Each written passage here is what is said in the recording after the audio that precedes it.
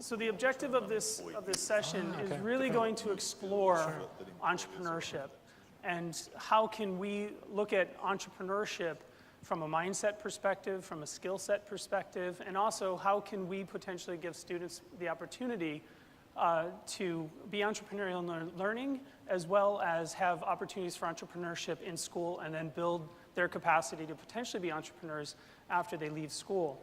I'd really like to thank EduTECH for this opportunity.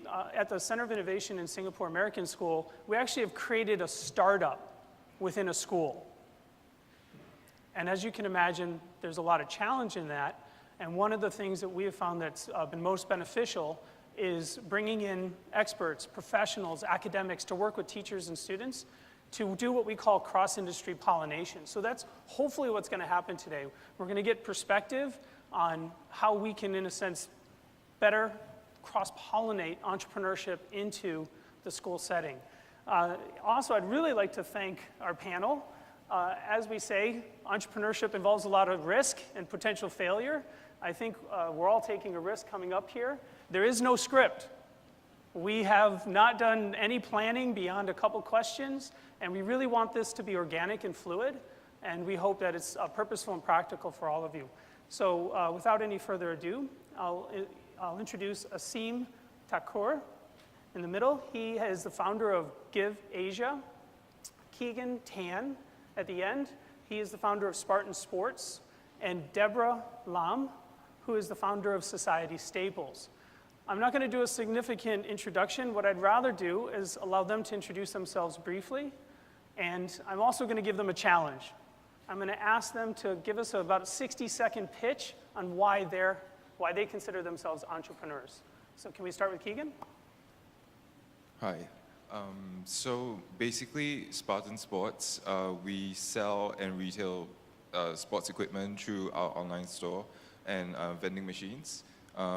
We also do like events. Why I wanted to become an entrepreneur is because I used to work for a bigger corporation, and I did corporate communications for Asia. And in my time there, even though I saved the company a bit of money and we hit our targets, that money would never transpire into my pockets. So that's why I wanted to write my own story. Yeah. So I studied business in university, and I studied communications when I was in poly. I went to JC for a while, but that wasn't for me. And then I went to NUS and did computer science for about 2 months. So that's my education kind of track. Yeah. All right, Aseem. Good morning, guys. My name is Aseem. Just a show of hands, given what happened yesterday, how many people think we live in interesting times? All right. Please, don't bring that up. All right, great. So in fact, the reason why I got into startups, I run a couple of startups. I started when I was still studying in high school. It basically, in my perspective, entrepreneurship is pretty loaded word. It has a lot of baggage. I like to instead, just call it starting up, or just starting something. And my first experience was in secondary school when I started making a movie with a few friends, and I was just amazed at the process of recruiting actors, getting the sound, making a video, and I just got hooked to that whole idea of building something from your imagination and putting it out in the world and seeing how the world responds to it. And that just got me going into building more products. So I did a food business when I was in university. Right after university, I started a crowdfunding platform. It started as Give.SG. It's now Give.Asia. It's one of the leading crowdfunding platforms for charitable causes. Last year, I started a product design company called GIVOLA Labs, where we work with other startups, help them build products. If you ask me why I do what I do, why a startup, is because I think we are at a time where the kind of technology we have at our fingertips, the kind of resources we have is just unprecedented. And that puts us in a place where we can make things which can impact and can create opportunities for millions of people. So for me, the reason why I do it is because I don't want to waste this opportunity. I don't want to be looking back when I'm 80 and regret that I did not put all the ideas that I had in my mind and I did not start them. So that's the reason why I do what I do. Hi everyone, I'm Debra, co-founder of Society Staples. So essentially our vision is to create an inclusive future for persons with disabilities, and we do that through our team building workshops, community events, and school programs that we conduct. So why am I an entrepreneur? So that's actually a question that I have been asking myself for quite a while. I always struggle when people ask me this, but I think 3 months ago I came across this little girl with Down syndrome, and she was actually making her way to an inclusive gym. So and this inclusive gym is the only inclusive gym in Singapore. And I think after seeing her there, I finally realized why I wanted to be an entrepreneur. So what happened was both of us alighted at the MRT station, and we were walking. So at first I didn't know that she was going to the gym, right? And I was going to the enabling village in Singapore. So a while later, when I was touring the enabling village, I saw this Down syndrome girl that was exercising in the gym. And after I walked past the gym, I realized that there was a notice on the gym saying that it's going to close down in 2 weeks' time. And instantly, the first thought that crossed my mind was, what's going to happen to this girl with Down syndrome, right? Because from the way that she was moving through all the machines doing her exercises, I knew, and you probably knew just by looking at her, that this was her routine, right? And if the gym is going to close down in 2 weeks, and I mean, sad to say, Singapore is progressing towards being more inclusive, but it's not very inclusive yet. So there's a lot of gyms out there that they are not embracing and not accepting of persons with disabilities. So, instantly I knew when this gym closed down, this girl with Down syndrome, it's essentially one part of her life, one part of that routine that she's so used to is going to be taken away from her. And I didn't like the way things are. I wanted to be able to make Singapore such that every single gym will be inclusive. Why do persons with disabilities have to travel from all ends of Singapore down to the middle just to be able to access an inclusive gym when we can go to any gyms that we want? And I think it was really this incident that struck me, and it really reaffirmed my decision to be an entrepreneur, because I want to make a change, and I want to see Singapore turning a lot more inclusive than where we are right now. Very cool. You each have three, different aspects that actually kind of triggered you into pursuing entrepreneurship. If we expand that a little bit, consider your educational experience, and consider even post-education, what were some of the significant factors that helped either launch you, catapult you, or drive you into entrepreneurship? And remember, we're trying to think as educators, how do we provide these opportunities for students? So whoever wants to go. So there are a few pivotal moments for me which I think made me more inclined to do a startup. One of them was when I was in university, in National University of Singapore. I was part of this program called NUS Overseas College Program. As part of that program, I went to Stanford for 1 year for a work-study program where I studied technology entrepreneurship at Stanford, and I also worked in a biomedical device startup in Silicon Valley. And that 1 year was definitely pivotal in terms of helping me understand how the entrepreneurial mindset works, and like in Silicon Valley, how people are much more likely and much more risk-taking in terms of imagining a future and going at it.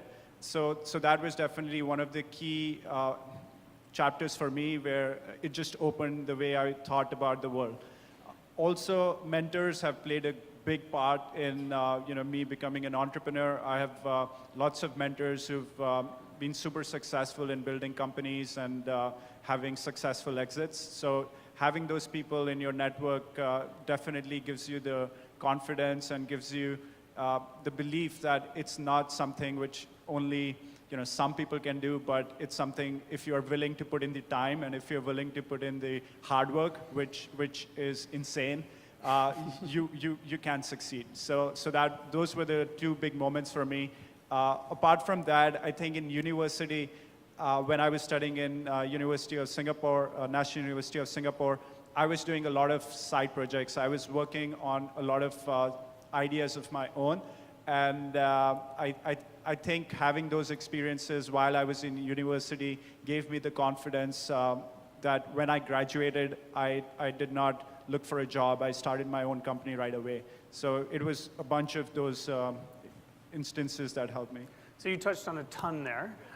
Kegan, from your perspective, maybe, and you can dive into mindset, you can dive into mentors or experiences or other factors. What drove you, because you were really in industry already, and then you launched out of industry. What drove you to do that, or what were factors that helped catapult you out? So for me, it was more ownership of my own destiny because as a Singaporean, you have to do national service and stuff. So most organizations are very structured in the way where you do this or you commit to like however many years and then you move to this position. And then it's kind of like a ladder system. So even though I was on that ladder, I decided that like that was not the ladder I wanted to climb, nor was any ladder. So I wanted to build my own. And that's why I started my journey. I think one of the ways education was a good trigger for me is that because we run a shop, so I have this store and we sell this drink called Arizona, and this kid who was primary 5, which is like 11, he bought 12 cartons of Arizona, and then he started, because it's really heavy, so he had to carry it to his cab and then like cart it to his school. So I asked him like, why are you buying so much sugar in your drinks? And he told me that he has a school fair and he's going to resell these drinks at a higher premium to raise money for his school. And it's cute because the next day, the same thing happened with a 20-year-old girl who was in ITE. Like she also had this like carnival fair mechanic. So I think schools in Singapore, generally speaking, have this like carnival thing that might help students learn about commerce and stuff. Yeah. So I love how you guys are breaking even out of mindset and skill set. Also ownership, right? And building the confidence to be able to do that. So jumping into an entrepreneurial venture, how have you used kind of relationships to help build your confidence? Well, so my journey into entrepreneurship was very, very accidental, right? So I grew up with 2 brothers with autism. And actually from a very young age, because of all the negative things that I hear from society speaking about persons with disabilities, and even in my family itself, I was at a period of time very, very ashamed of my brothers, right? So what happened was I met my co-founder in secondary school, so when I was about 14 years old, and coincidentally, he also had a brother with special needs. And I realized that his family's outlook and treatment towards the brother was really, really different from mine. So they were very positive, they were very embracing, and that really showed me a different perspective. And it's really because of my co-founder's belief that a very young person can make a change in the world, and I guess that kind of put me through as well. So he really build up my confidence that here I am and I can make a difference in that sense. And of course, another one is also we have had a lot of mentors that came in to support us. We have had a lot of corporates as well who believed in us when we were starting our very first social project idea, which was training up an entire crew of deaf people in dragon boating at just the age of 17 years old. So, these people really, I guess they really saw potential in us right from the beginning, and they invested heavily in us as well, and it's really thanks to them that we are able to do what we do today and have come so far. Very cool. We definitely want to make sure we have enough time for everybody to answer some questions, so I'm actually going to kind of rush and put you on the spot one more time to close the conversation and start to discuss around kind of the story and what are the aspects of entrepreneurship and what students might need to experience or what they may experience through their journey. I want to ask you this question. I want to give you about 30 seconds to answer, and we'll just go right in a row. So all 3 of you have just been promoted to principal of a high school here in Singapore. What is the next thing you do to help promote or give opportunities for students to be entrepreneurs in their school? I think one way is to expand their mindset of timeline. So we always see it as a deliverable, like, you know, there's this exam or this project we need to submit. So if you have I would start a program where it's consistent, like maybe a Sunday fair, and then like everybody just takes a stall and sells something. And then that would give them the idea that a business lasts a lot longer than just like one submission, yeah. Cool. Right, so I will set a separate committee which does not have to go through all the bureaucracy in the organization, give them complete freedom, give them a budget, and tell them that, okay, you have 1 year to experiment programs and to see what works in building this entrepreneurial culture. And you report directly to me, you don't have to report to anyone else. And let's see what are the different programs that we can build and measure them to see if they are working properly. And once they do, then we scale them. So it has to be run in a complete autonomous way where people who are running the show are passionate about the agenda of promoting entrepreneurship, and they are risk takers. They need to be of a different mindset where they want to promote risk taking and they want to promote entrepreneurial thinking. I would channel resources to build an environment that is embracing of failure, to create cultures of innovation, and to promote self-awareness as well. I think this is, at least for most of the youth that I talk to, a lot of them always come to me and they always say that, oh, I don't know what to do, I don't know I don't know what's my purpose and my motivation in life. And I think it's really, really important to really know what you want to do from a very young age, because I think that will really steer you in the right direction. So that's something that I would focus a lot on if I'm the principal. Okay, very cool. Thank you. We've been given almost an impossible task, really, to, in 30 minutes, try to encapsulate an entrepreneurship. So regretfully, I want to kind of pull away from the stories and some of the kind of themes that we've been starting to address. And I actually want to give the audience an opportunity to ask questions, and directly to the panel regarding how we might be able to give students, whether it's at the secondary, JC, Polytech, university level, opportunities to build on entrepreneurial learning and opportunities for entrepreneurship. So are there any questions?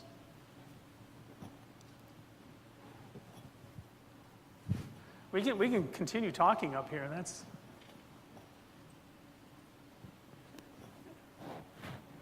Hi there. Just perhaps while people are thinking, I'm very curious. I think that, the three of you are now principals in schools in Singapore. Congratulations. That's absolutely awe-inspiring. And to hear the background story of each of your own reasons for going into education, but adopting the stance that you have is absolutely curious.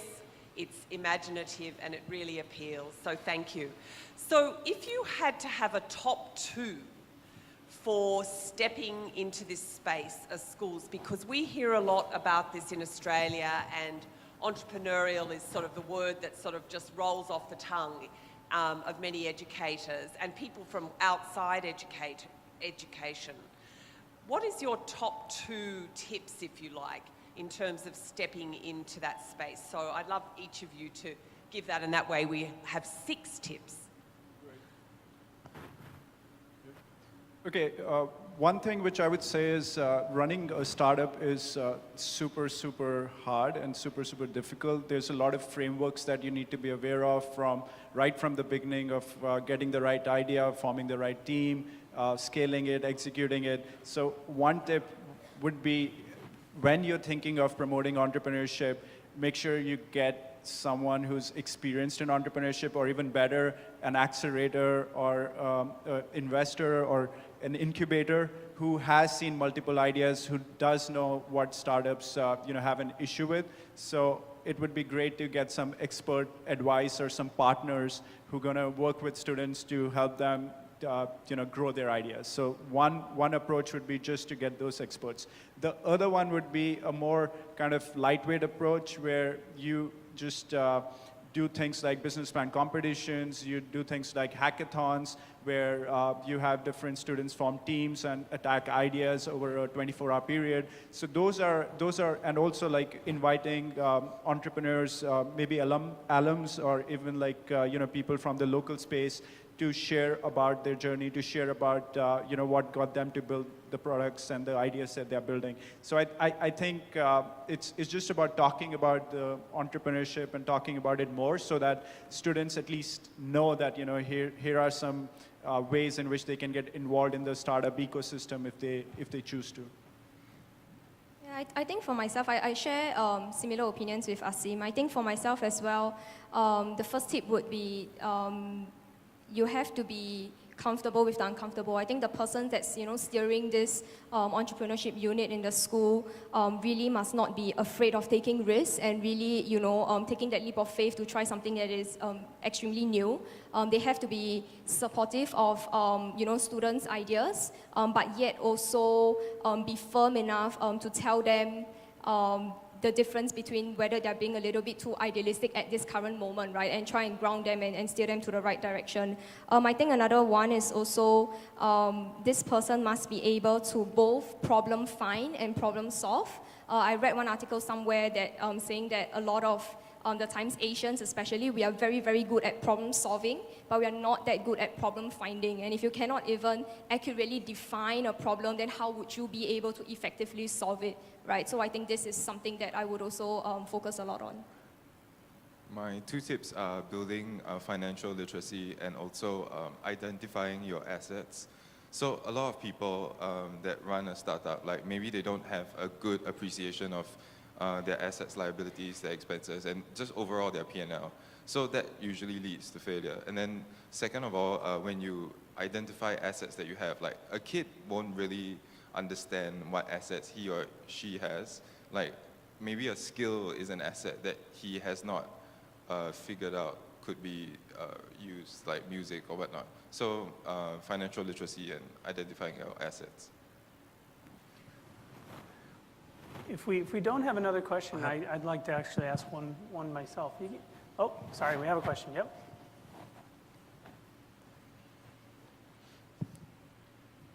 Thank you.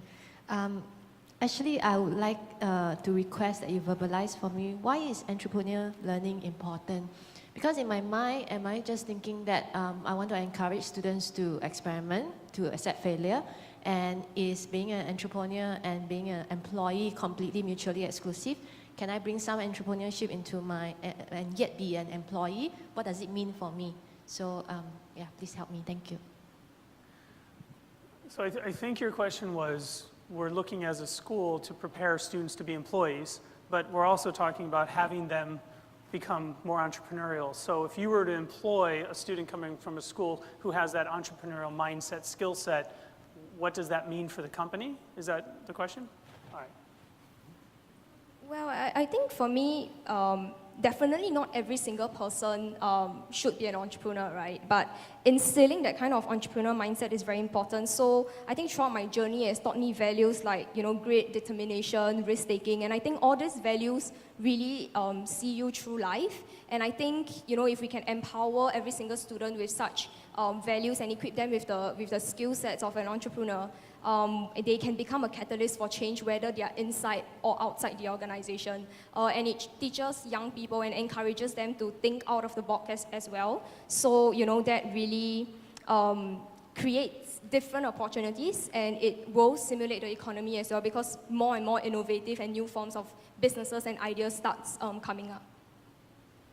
I would also make a distinction here that being an employee doesn't necessarily mean that you don't have entrepreneurial mindset. You can be an intrapreneur. You can be a person within the organization as an employee finding opportunities for growth.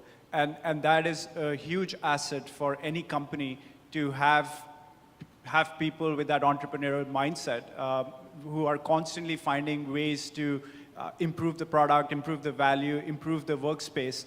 So I would say you actually want employees who have an entrepreneurial mindset. And you do sometimes, get that fear that people have that, oh, if the person is so entrepreneurially minded, he's probably not going to stay around for longer and he's just going to leave. I think there's definitely that risk. But on the upside, what you want is you want to have a lot of people who are entrepreneurial, because while they are there, they are thinking of ways in which they can improve your company and can improve the things around them. So I think the rewards far outweigh the risk. And as an employer, I would love for people in my organization to be entrepreneurial.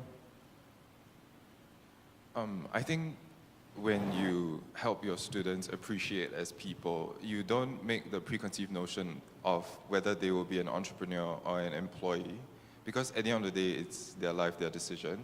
So I think you just address the spectrum and then just be open to whatever comes.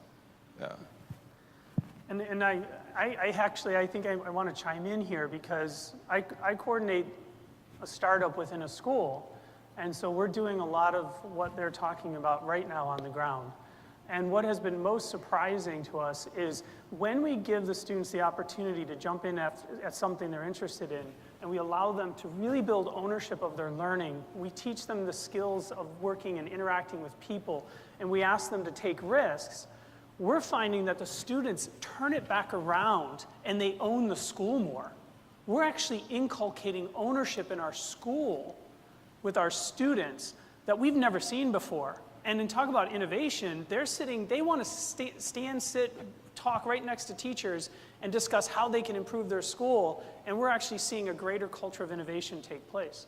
So even before they leave, it's been pretty amazing to see that complementary kind of perspective. Awesome. I have a question here, actually, over this side. To your left. My question is, I've spoken to a lot of entrepreneurs, so I'm with the organizers with Therapy, but I speak to a lot of entrepreneurs through a number of the other events we run, and it seems like there are two main sort of challenges or gripes that entrepreneurs have with the education system.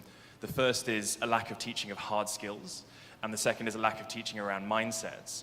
If the panel were to suggest that schools focus on one particular area, either hard skills or softer mindset skills, what would you suggest? All right, so we're going to vote first. You have to choose either mindset or skill set. All right, so just raise your hand. How many here would choose mindset over skill set? Any day, mindset. How many would choose skill set? Okay, I thought you were going up and being swayed by these two. I like that we have differing opinions. All right, you want to speak to that? I think it really depends on your industry, but some industry, if you don't have the skills, and even if you're very positive, it's not going to bring you anywhere. Yeah. Okay. Right, I disagree. So I think if you have the mindset of being a person who is resourceful, who has determination, who's unstoppable, you will go either learn those skills, or even better, you will find people who have those skills, and you will work with them as a team to achieve success. So it's mindset any day, and you need to have that stamina to actually last long, because most entrepreneurs give up when they're really, really close to winning, because they can't keep up. So you need to have that perseverance as part of your mindset. Yeah, I think for me, definitely mindset as well. Not discounting that skill sets are not important, but like what Aseem said, I think you really need to instill how to last a good fight, right? So a lot of people teach you how to fight a good fight. Not many people teach you how to last a good fight, and I think that is really, really important. And the mindset is really important, because that is really the thing that will push you through all the struggles and challenges that you face day in, day out, all the uncertainties as well. And really, with a mindset, with a good mindset like that, you would be able to pick the battles that you're willing to fight for. And I think when you really know your purpose and you can see your vision very clearly, that is really something that will propel you through throughout life. And this is a challenging question, because I agree with both sides. It's interesting, because I would ask the question, how might we bring that mindset to our teachers? Like, how are we going to find a way to have teachers allow kids to truly be independent thinkers, follow their interests? And then how are we going to get them to truly build the skills that they need? Because without the skills, you can't actually demonstrate self-efficacy. You can have the character of confidence every day, but you don't necessarily get things done. So it's a very interesting question. Any others?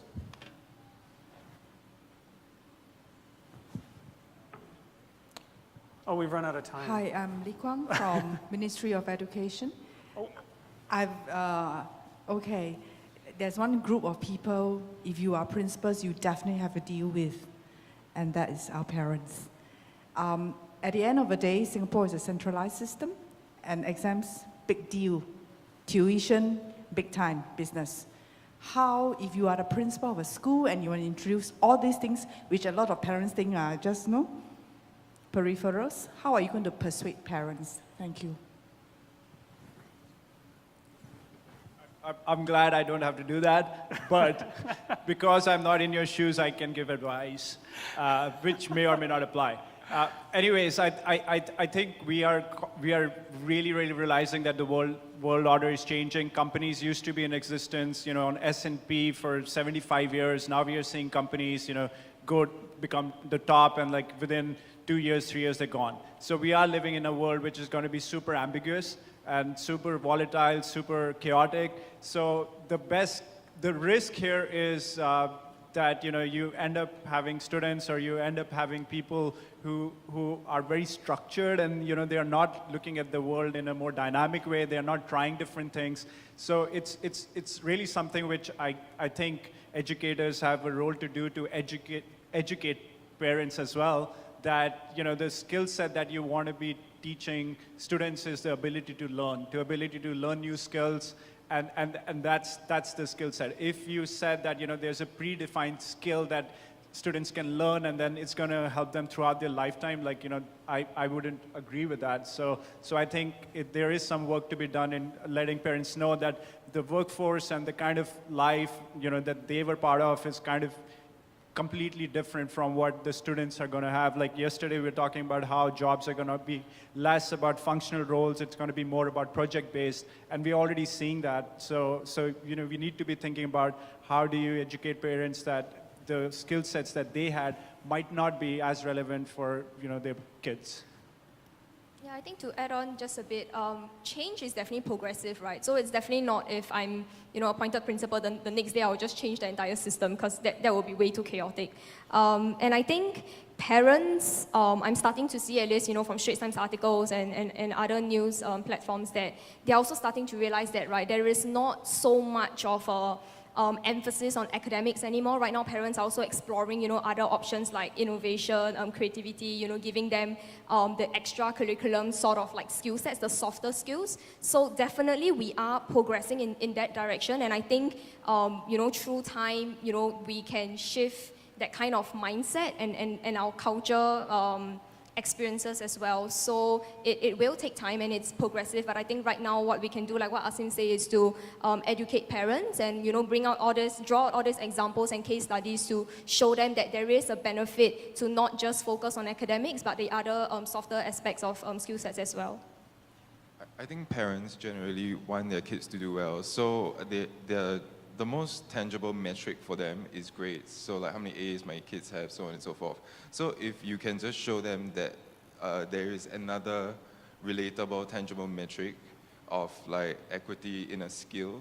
So like for example, if this kid is very good at music and he has got 6 shows, and traditionally a show pays $300, for example, then that's something that parents can relate to, and then maybe figure out, yeah, okay, I'm on board with this system.